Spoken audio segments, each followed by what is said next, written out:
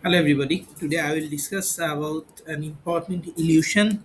It's a part of the spatial disorientation that's suffered by the pilots. This is a visual illusion here.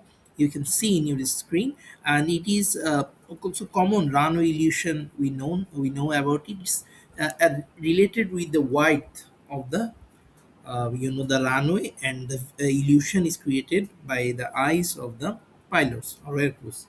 What happens in number A? If you see, this is the normal shape runway that is usually seen or practiced or performed by the daily activities, routine landing, takes off from the normal runways by the pilot. He naturally, like in number A runway, he follows it, and it is natural, performing runways. But what happens in there are instances, there are some ways where in different countries or different areas the runway may be narrow.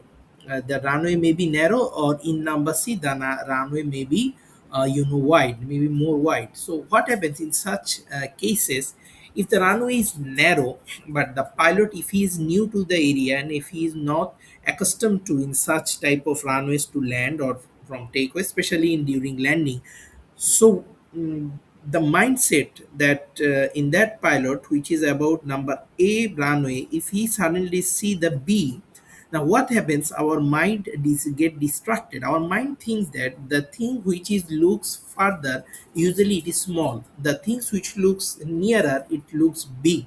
So that times a illusion is created in mind. Though the runway is narrow, but he thinks that it's a normal runway and it is located how far away. So the pilot thinks he is above. He's going above from. He's the approaching to land in the runway. So he is thinking him